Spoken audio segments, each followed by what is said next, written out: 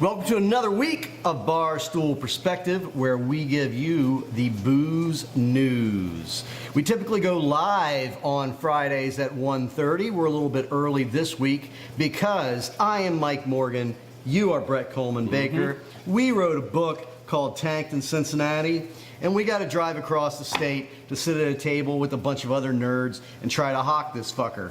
But it makes a fantastic Christmas gift, and it's about that time of year, so buy multiple copies at your home. Mike, I think we're supposed to wait at least 3 minutes before we curse. Otherwise, you just demonetize this channel. That makes us $0. So if you want to help us remonetize, click the link. If you haven't bought the book, we'll sign it, whatever.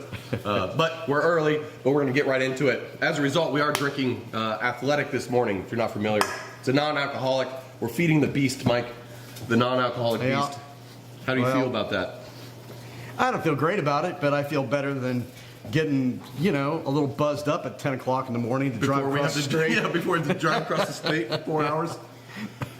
Well, we're going to start with some local news, but I think this is indicative of more about craft beer kind of as a whole and where the brewing industry is at from a valuation standpoint. So here locally in Cincinnati, we have my favorite brewery that's not Urban Artifact is up for sale.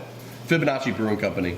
Bob and Betty are wonderful owners, but they have decided that they're ready to move on, travel more, live their lives, kind of, get rid of the chain that is a brewery or a business around your ankles.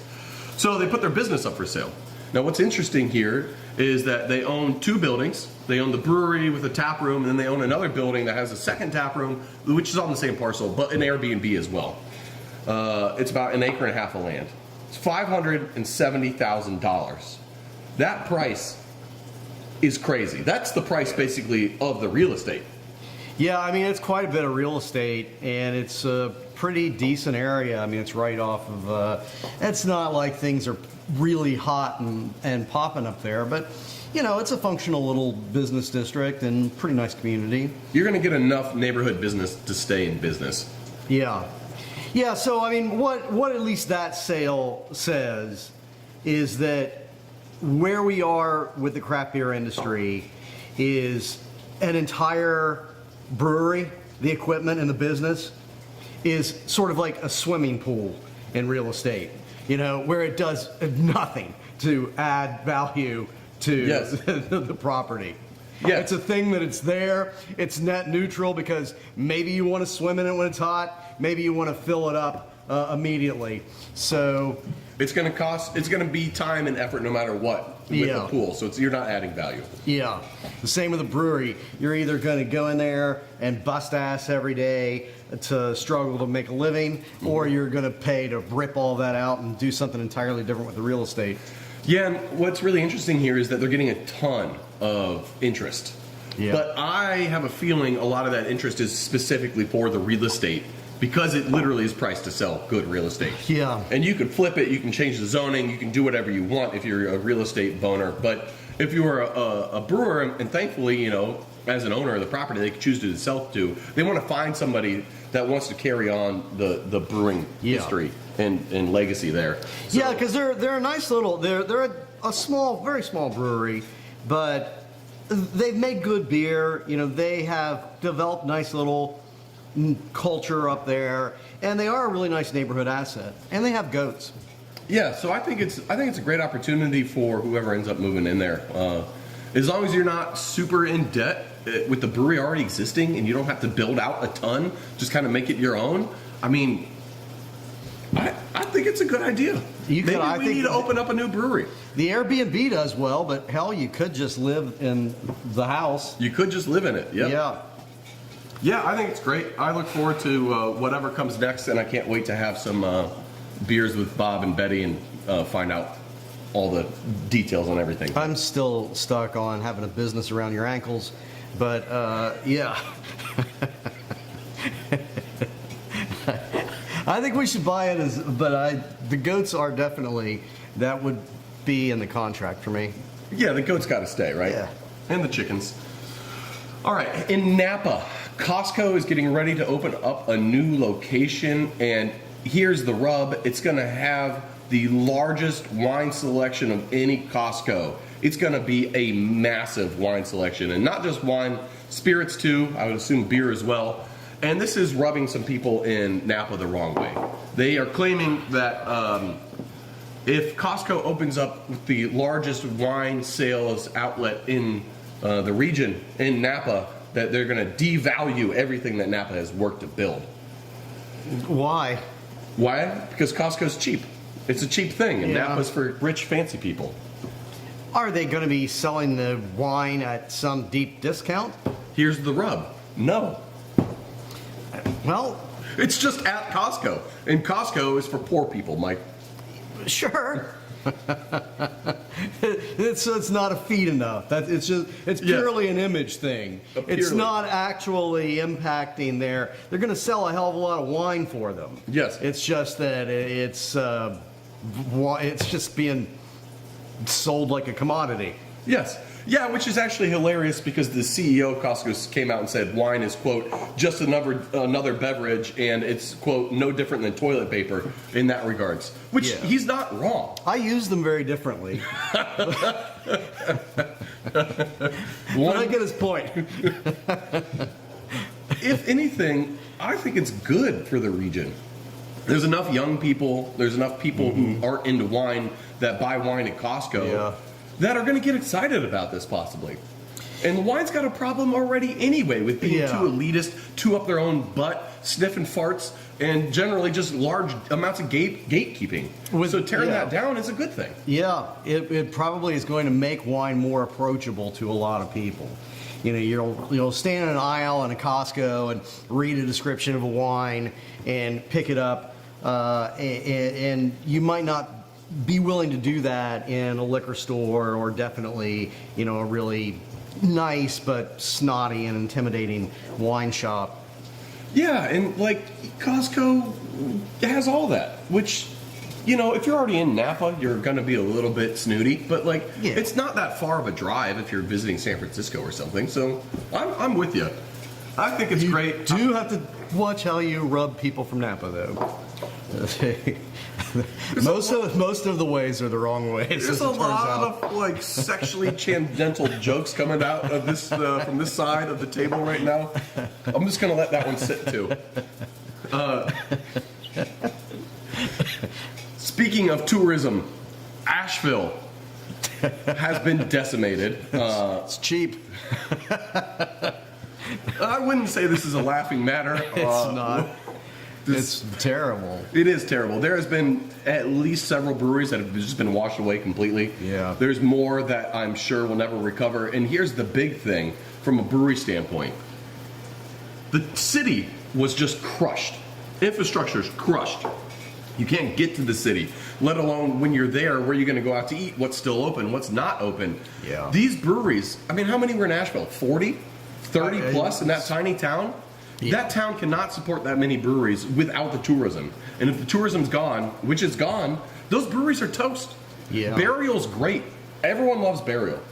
They still don't distribute very well because every city has their own Burial equivalent. Everyone has great breweries in their city. So Burial's not going to do well in distribution. So that means Burial's probably fucking toast. Wicked Weed is going to be fine because they're owned by AB InBev. But any other brewery that's not a national brewery, they're probably toast. It's going to be really, yeah. It's going to depend on where they're at in terms of real estate. Do they own it free and clear? What is their debt service?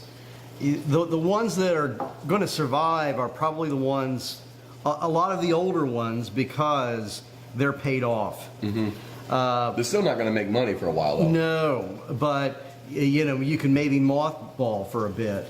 But my God, if you've got mortgage payments and equipment loan payments, and you've got a serious debt load to deal with, you're looking at least 6 months to a year before anything is going to look anywhere remotely close to normal. See, and that was my next question for you. Is you think things are going to come around this spring?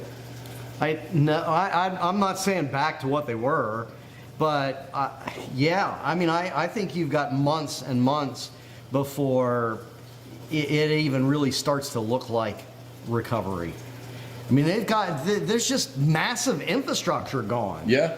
Yeah, whole sections of highway are just shut down. It's like extremely hard to get to Asheville now. Yeah. I just don't see how it recovers within the next decade.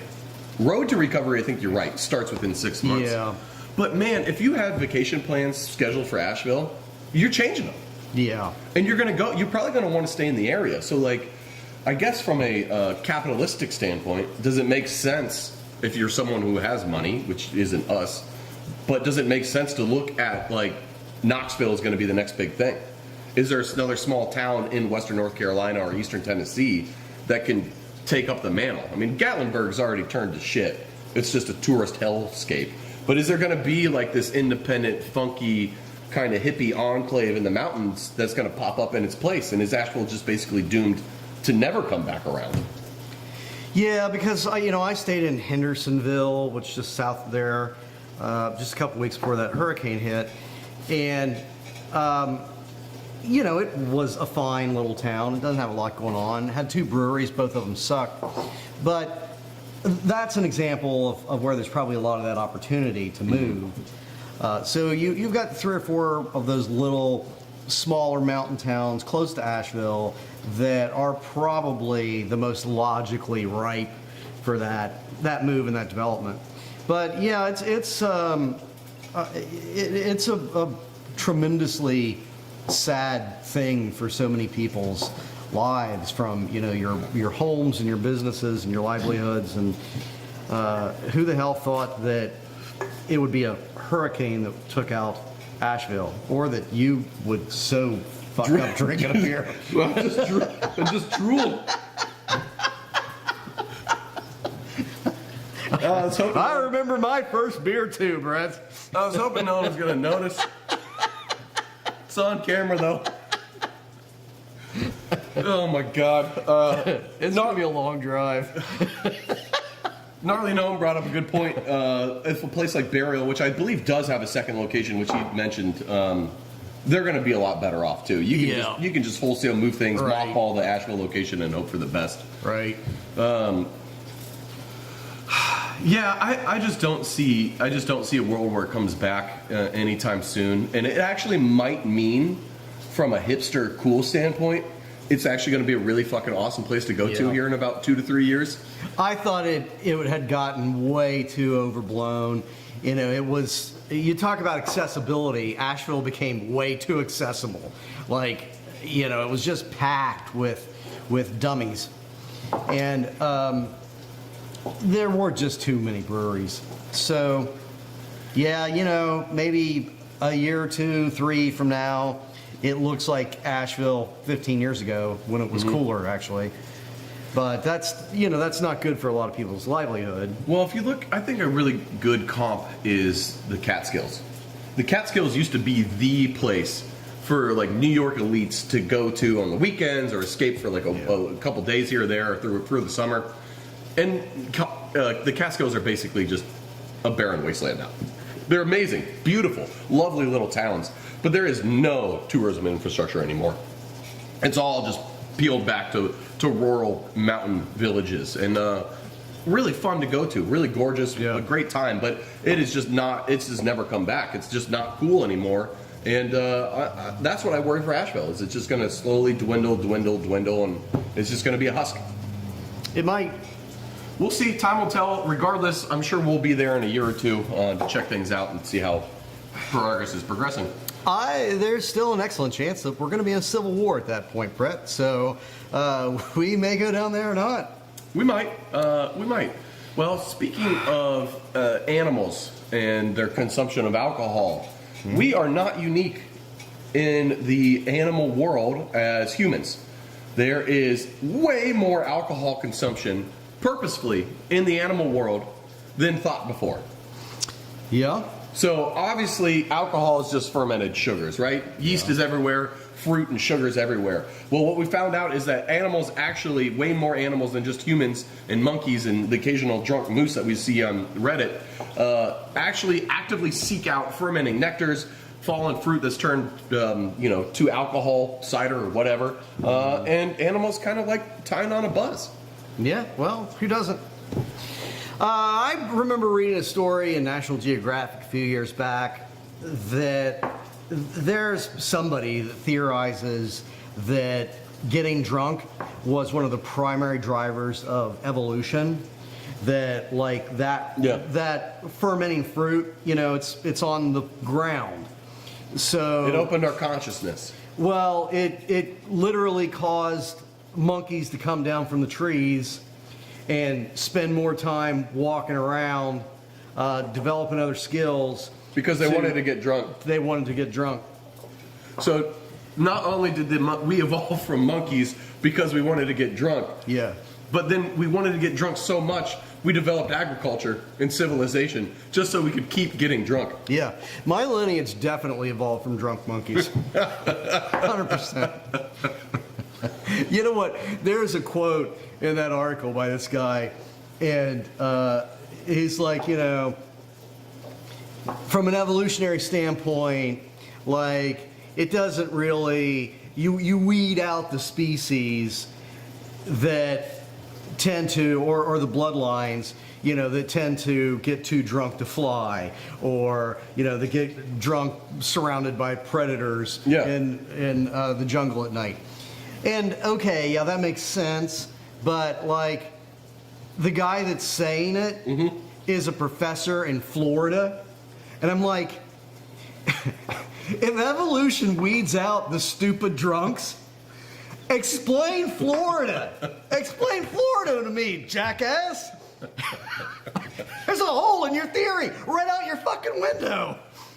I would argue that I don't know if I've ever even had a time where I've gotten way too drunk that I didn't at least get to somewhere safe when I woke up in the morning. Did I know how I got there? No. Absolutely. But did I wake up somewhere safe? Yeah. Every single time. So I'd argue that, like, you're not going to just get so drunk you pass out in front of a lion's den. You're going to get so drunk that you climb up into a tree and you pass out and you don't realize what tree you're in when you wake up in the morning. Right. We're not that stupid, even if we are just drunk monkeys. Well, speaking of animals that try to get drunk but can't, hornets. Apparently there's a species of hornet that literally just can't get drunk. It can drink like 85% of its body weight in alcohol, pure alcohol, and just nothing. Yeah, I went Is that a to curse? college with one of them. Is that a curse? Like, is it getting drunk? I wonder what else, but I mean, what else is it doing to the rest of its metabolism? I don't know. There's a drug out there that eliminates the effects, the psychological effects of intoxication. It's used to it's prescribed to alcoholics. Sometimes it's a dangerous drug because you're not getting drunk. That's the difference. Like, you are getting impaired, but you're not getting any of the the positive feelings of the buzz. So the idea is to, you're being deprived of the reward that you get from intoxication. Yeah, I've seen that, yes. And it basically just eliminates any desire you have to get drunk. That's the theory. I thought you were describing ether for a second, but that is not the case. No, but... All right, last story for the week before we get to our From the Can beer review. The holiday season is upon us. Mike, I know you love the holidays. You're a very strong family man. Yeah. You donate a lot of your time to the local children's hospital, wrapping gifts and giving them out to the kids. Children, I love to just, So let's talk a little bit about what the end of the year means for on-premise consumption. And now, if you had to guess, out of all the holidays coming up, Thanksgiving, New Year's, Christmas, what would you say that the busiest time of the year for bars and restaurants is? Well, I know that night before Thanksgiving is huge. I would think that one Drunksgiving. And New Year's Eve would be my two biggest guesses. So the interesting thing about Drunksgiving is that it's the busiest night of the year for people under 35 at the bar. Yeah, the children? Yeah, the children. The busiest day for on-premise consumption for people over 35, Black Friday. Really? Yeah, the day after Thanksgiving. which I have to imagine is purely because people are going out for deals where they don't want to cook at home again. And then if they're already out, they're going to a restaurant, getting something to eat, getting something to drink, maybe hit a brewery while you're out. But to me, it doesn't strike me as a late night thing. This is like a daytime.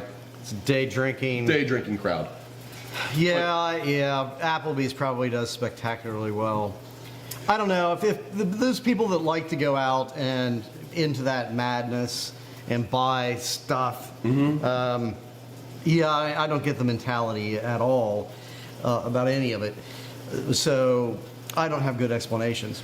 This time of year, though, is, I mean, the Halloween basically through New Year's is just a great time for on-premise consumption. Yeah. But it's a good bellwether for how the industry has done the prior year and kind of how it's going to do moving forward.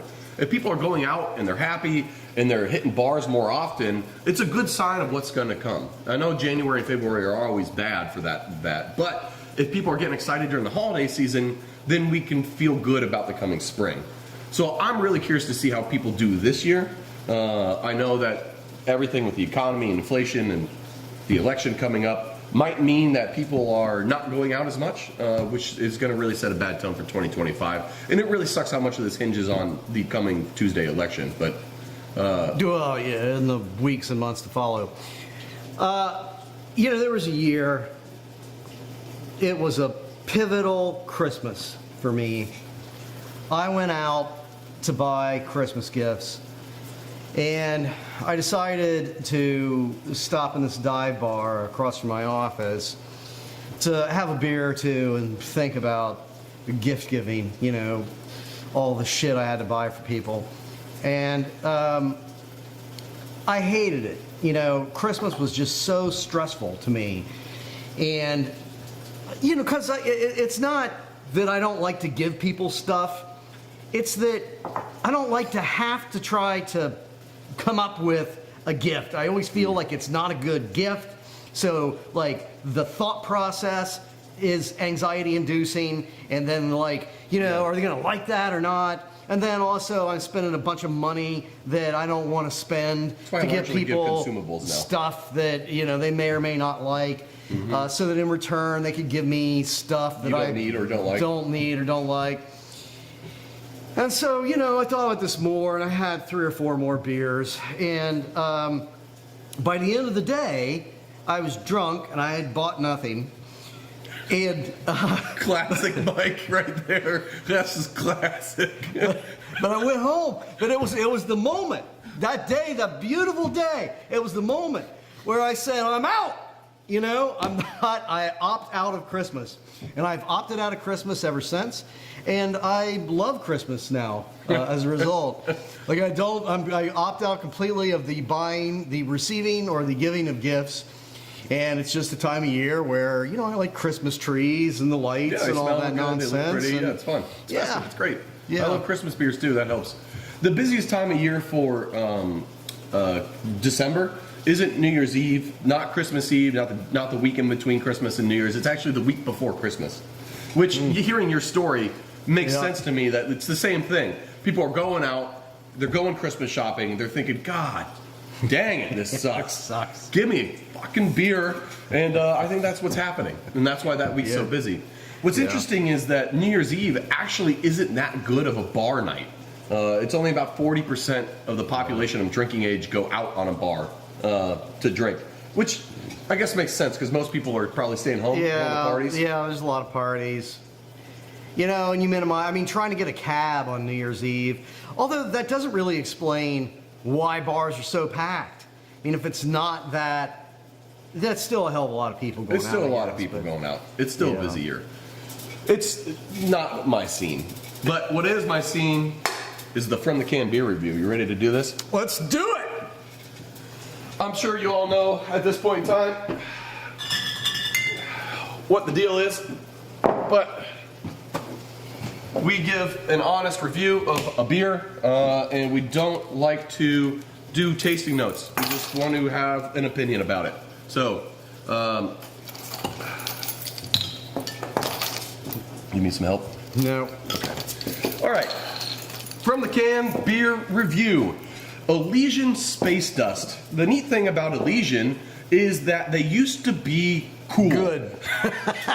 Dick Cantwell is one of the founders of Elysian. They opened up in 1996. He was an outspoken craft advocate, did a lot of good things for the Brewers Association, stood against craft breweries selling out, and then wouldn't you know, in 2015, Anheuser-Busch brought a big old bag of money and dropped it into his lap, and he said, well, I don't want to sell, but we're selling. So he stuck around. He was kind of actually outspoken against the sale, if I recall correctly. His business partners were like, we're taking that bag. And then quickly, everything went downhill for the brand. Mm-hmm. So I don't know what to expect with this. I haven't had Space Dust in quite a long time, but let's see if the legacy holds true.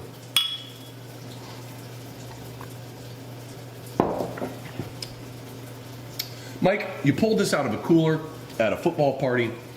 You pop it open. What do you think?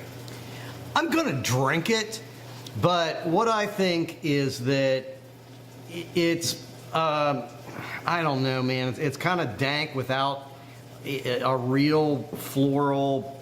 It's just sort of bitter and there. It's not great. It's just there, I think, sums it up. It is an IPA that's just there. I would drink one. I would probably look for something else the next time I reach back into that beer fridge. Yep. And for that, I'm going to give it a 5.2 out of 10. Fair enough. Cheers.